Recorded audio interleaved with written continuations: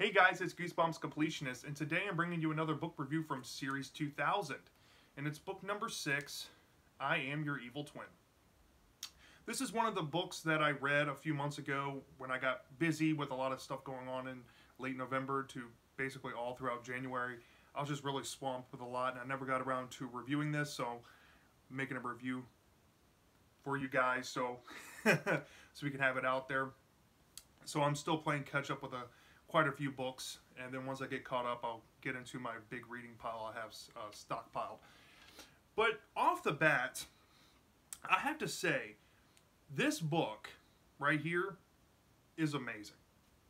It's one of the best written books I have read in the series altogether when it comes to character development, when it comes to pace. It had a consistent thump going through the entire read. It had some very touching moments, some things you don't see every day in Goosebumps books. And it was a perfect recipe for something I love to stumble across in the series. Something that is genuinely amazing. And this book fits that description. It's just a really well-balanced book, and I can't wait to talk about it. I do have a minor drawback with it, and I'll get into that near the end of the video. But off the bat, if you have not read this book, I recommend trying it. And I know that this book isn't the typical dark Series 2000 book out there.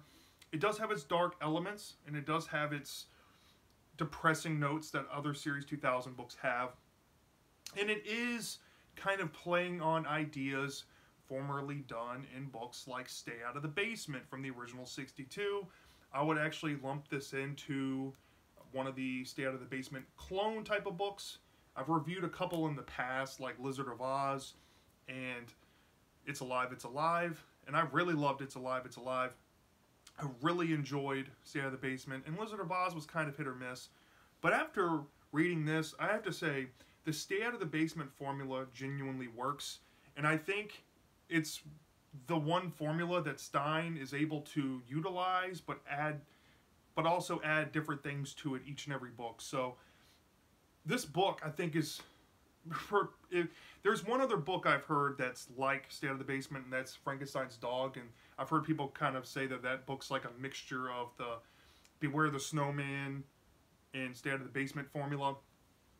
And those are kind of similar in their own right, in a way. But yeah, once I read that, I'll make an official statement on this. But yeah, this book makes me appreciate Stay Out of the Basement a whole lot more. So let's get into the plot overview without giving too much away. So the opening chapter starts off with this kid named Montgomery. He goes by the nickname Monty, and he's traveling with his mom to visit his uncle Leo that lives in Pennsylvania. And we learn off the bat that Monty has kind of a tragic backstory. He lost his father when he was really young, and he's basically a child of a single mother. And his mom's going away to Borneo soon. So in order to set this up for this main trip that she's going to be going on for her research, since she's a zoologist, she has to acquaint Monty with Uncle Leo to kind of set the motions forward, so when she goes to Borneo, he'll be accustomed to where he lives. And Uncle Leo assures that his cousin Nan would be there when he officially comes to live with them for a while. And Monty's kind of taken back by the house. It's a very old house with a bunch of bedrooms. It used to be like an inn in Pennsylvania. Very old building. If you've ever been up north, you would know the type of buildings that are up there. So Monty's weirded out by this house, and he kind of wants to explore it, but you know, Uncle Leo kind of puts his foot down and says, you know, the house we have rules here, you know, you got to respect the rules. And the end of the first chapter ends with Monty having this kind of fever, lucid nightmare that's pretty terrifying. Like he's being strapped down to like an operating room chair. It feels like a hospital kind of situation. and there's like a scalpel scraping at his skin, and it feels real. But then he wakes up from the dream and realizes it never happened. And then the story cuts into the future a little bit, where Monty's mom finally leaves for Borneo, and Monty makes his way up to his Uncle Leo's house, and he interacts with his cousin Nan. And basically, from this point on, it starts immediately going into character development with the group of three here. Monty learns very quickly that his Uncle Leo is very into his science that he conducts inside of the house. He's working on some groundbreaking stuff. He actually invented some technology that he's turned into some type of jewelry, like pins and earrings, for example. And he made a pin for Monty that pricks his blood and kind of gets, you know, bloody a little bit, and they have to clean it up with a handkerchief. And then after that happened, Monty's kind of shaken up, and he goes to eat some donuts that they brought for breakfast, and Monty has an allergic reaction to the donuts because they cooked it with peanut oil. And when Monty goes upstairs to brush his teeth, he then wants to go explore around, and he finds this staircase that leads down to an unknown part of the house. And Uncle Leo basically says, "You can't go in my lab, stay out of my lab." Kind of a callback to Stay Out of the Basement a little bit, with Dr. Brewer telling the kids, stay out of the basement. You know, it is kind of formulaic in that, but it's doing its own thing. And you start to see Monty and Nan starting to kind of bond here. And Monty's immediately thrown into a new school, a new middle school that he attends. And he has a couple of characters. There's three boys that, you know, are kind of not important to the story, but he has some interactions with these three boys. There's this girl that's friends with Nan named Ashley, who he kind of has a crush on. But his very first day, he gets off on the wrong foot. He's having a bad time. And then Monty has this hobby of playing the piano. And so does his cousin Nan. They both love to play piano. And he starts to visit this music tutor that says that they don't know if he's going to be able to be good enough to play in the recital the next week following. And it's like kind of like a duet recital, and the idea is to have Monty play with Nan. So while this is all happening, Monty has these weird things going on. One of the first things he had experienced, what went wrong, was that the teacher thought he was messing with her when he said that he hadn't attended her class before that year. And he's like, "I'm from California, I've never been into your class." And she swears that he's been in her class. And it's very strange. And Monty doesn't know what to make of this. He doesn't know what this means yet. And as the story goes on, there's other things that start happening, where essentially, you know, Monty, he gets a little bit of confidence, right? And he wants to kind of impress this girl, you know, Nan's friend, and he decides to partner up with her for this art project. And while they're making arts and crafts, he's giggling with her, and he knocks down all of this paint onto the floor.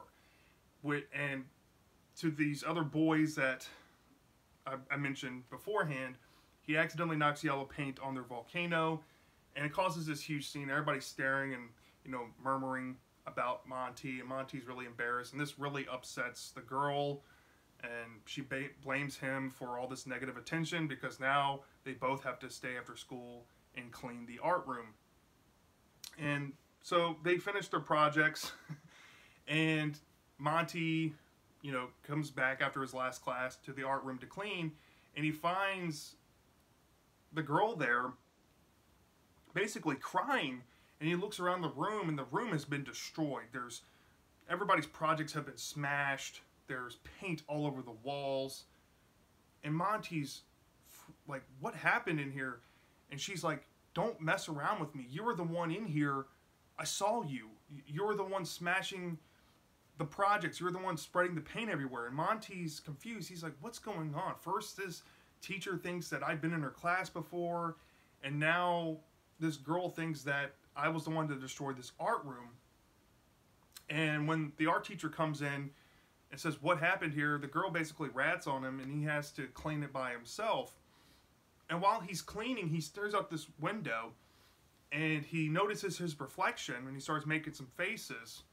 And then, after one face he makes, it stops making faces back. And this really alarms Monty. He's like, what's going on? This something is really strange here.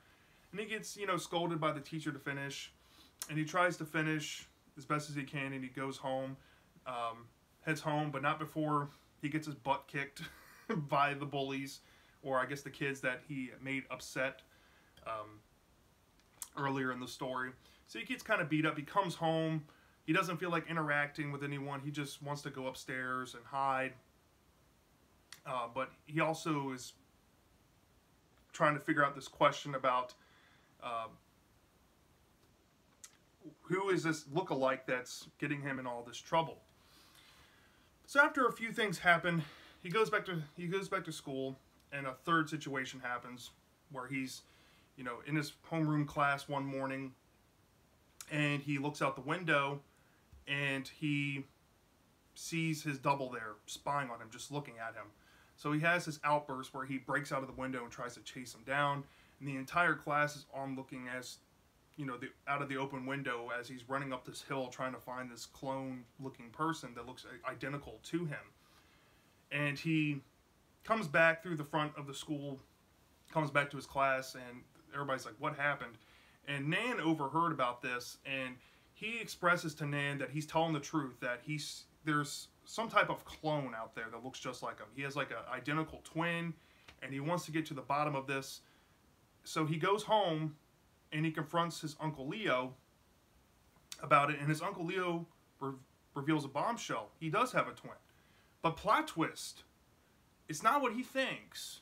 Now, could be a mild spoiler, if you take it like that, but it's revealed in a very touching way that all this bonding that Monty and Nan have been going through is kind of symbolic when this twin reveal happens, because it's revealed that Monty and Nan are actually twins separated at birth, because their mother, Leo's sister, had given birth really young, and then their father passes away, and she couldn't raise two kids by herself, so she had to split them up. She kept Monty since he was 10 minutes older than Nan, and she gave Nan to her brother Leo for him and his wife to raise like their own.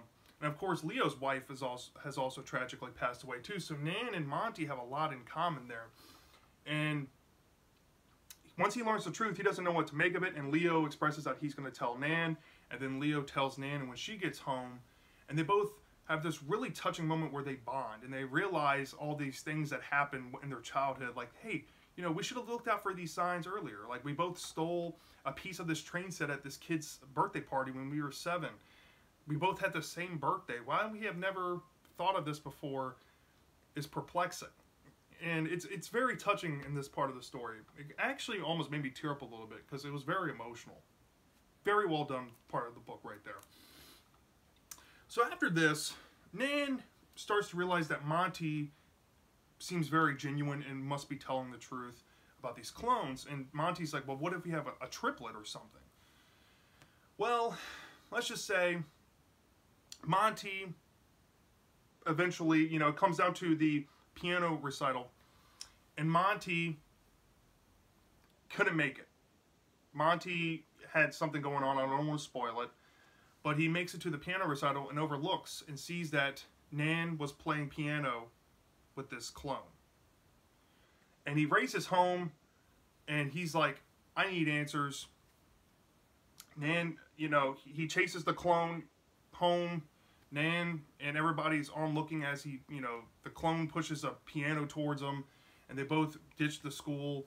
They run to see where, Monty's chasing the clone to see where he ends up, and he ends up at Uncle Leo's house, surprisingly, and he breaks in through the window. So when he enters the door, he goes around trying to find this clone, and he's looking for Uncle Leo, and then Nan shows up asking what happened. He's like, I followed the clone. The clone's here. We gotta find Uncle Leo and figure out what's going on. So they go down to his lab and they break in, and then another twist happens. So this is the second twist of the book. Surprise! Clones are real, and Uncle Leo is evil, presumably at first. And they freak out, and all of these clone Monties, there's like 4 clone Monties that have been revealed, and there's this huge work that Uncle Leo has been working on in his lab, and it's due to cloning. So they throw him into a closet, similar to Stay Out of the Basement, and then they discover the real Uncle Leo inside. And this is where the story gets very dark.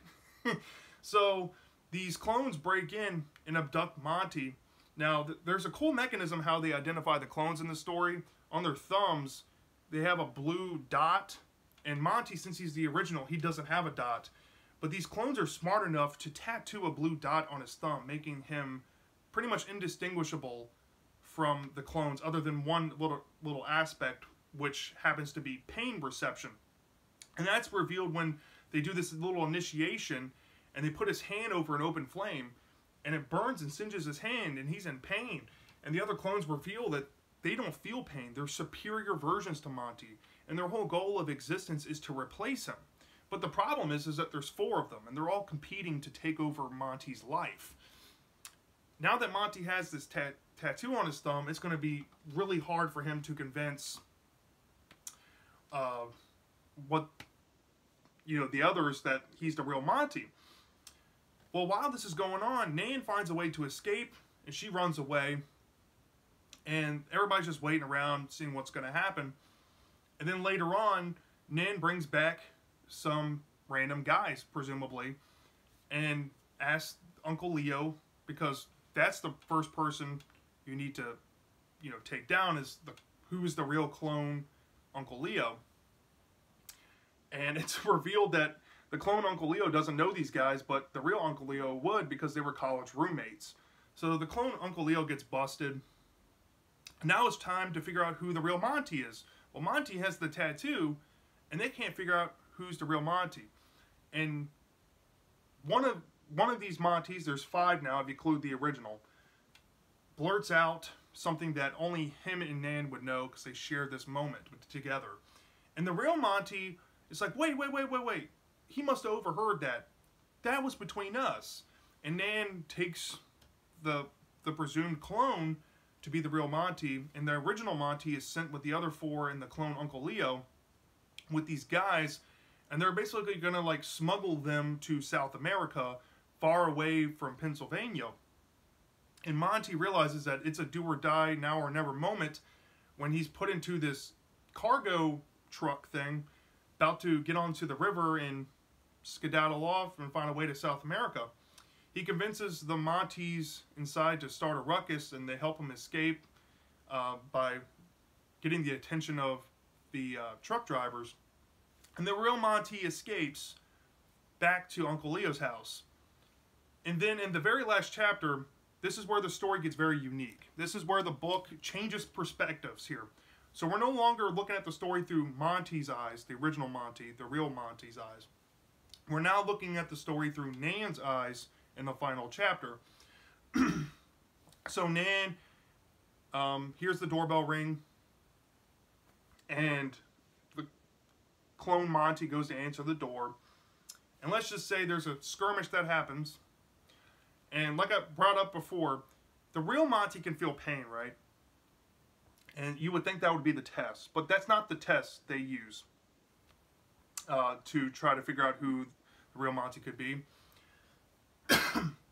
So they do this test, kind of calling back to the typical forced twists that clone stories tend to have, back to the earlier part of the story.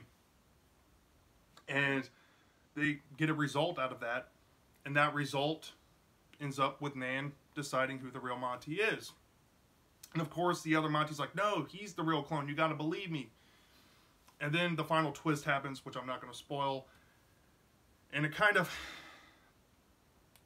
makes you think, like, was that a good twist or not? And That's essentially I Am Your Evil Twin. I know I talked a lot about the book, but it's very hard not to go over these things because the book spends a lot of time characterizing the characters, like Monty and Nan, and the development of their relationship. It's so intimate, and the story kind of plays on the idea of twins and clones and parts of ourselves, and having relationships with people that hopefully, if something ever, you know, extraordinary that happens with like clones of you breaking out, they will know the real you deep down. It kind of touches on those ideas and thoughts, like personal relationships and bonds can save you in some situations in life. And the story suspense and the pace was just, like I said early on in the video, it was just thump, thump, thump, thump. The pace just kept going. The pace rocked on this. The suspense was there because we had no idea whether Monty had a twin that was maybe evil, that was spying on him, maybe left behind somewhere, maybe it was a triplet, maybe it had something to do with Uncle Leo's cloning. I even suspected at one point it could have been Nan. So, like, yeah, there was a couple of ideas thrown around, and it was really uncertain until the big climax happened. So it kept me on my toes. It was a really suspenseful read. It wasn't scary, but it did have its dark moments. It had that nightmare scene early on in the story. It had a couple of situations in the story that were really eerie, that really got to me, and it really hooked me into the story. And that emotional level this book has, you know, dealing with like parental death and long lost siblings, separated at birth, you know, given to family members, kind of, you know, building a bond and, you know, brotherly and sisterly bond. That was really touching and very different in a Goosebumps book. And after all that being said, when it comes to characterization and writing, this has to be one of the all-time best when it comes to that. And you know, getting into the elephant in the room, yes, this is kind of a Stay Out of the Basement rehash in some ways, but this book is more original than the typical rehash we discuss, you know, on the channel here, as this book brings a lot of originality to the formula. It is similar, but like I said, Stein, when he uses the Stay Out of the Basement formula, he often adds different mechanisms and makes the stories different in their own rights. And this story definitely has a lot of unique going for it, and in my opinion actually improved the Stay Out of the Basement formula in a couple of ways, which I was really impressed with this. It's almost to that point of it's alive for me. But what makes it fall short is that one little negative I have, and that's in the final chapter, okay? When it switches to Nan's point of view. Going back to the typical, you know, clone story twist that's commonly used, common sense is thrown out of the window with this final twist here. There was a mechanism that was pretty much a surefire way to uncover who the real Monty could be, and that was pain reception. Now, I do get the argument that the clone could be faking pain, right? But that could have been done through a couple of tests. And I call back to this issue with Stay Out of the Basement, with the whole name mechanism thing. They only used one of the two nicknames at the end, and it kind of convoluted the whole story. Why have two nicknames, right? Well, there's this mechanism of pain that gets overridden by this random event that happens early in the story. And I think that it's not the most logical way to handle that testing part. Like, who is the real Monty? Because they go back to, like I said, the event early on, and it has a double-sided effect here. So they go back to that event, which innately could work. But then when the reveal happens, it makes no sense, because there must have been a guaranteed preparation or knowing that this spontaneous original Monty was going to be coming back to the house that specific day. And there's no way of knowing that. And it's just missing typical, like, you know, basic logic in that final twist to really send the story home. It's just very forced, very typical cliche of clone stories, and it just doesn't make sense. But I equate it to my issues with Don't Scream, with one little detail in the final twist bogging it down for me. And that's really all this book has. Everything else is perfect. So from a 0 to 5 star basis, I only deducted 0.1 for that. It's one little contextual detail that they just muffed up. But other than that, I'd give this book a 4.9 out of 5. This book is amazing. I love this book. So yeah, that's my thoughts on I Am Your Evil Twin. Let me know down in the comment sections if you love this book or if you hate this book. I'm dying to know, and I'll see you next time.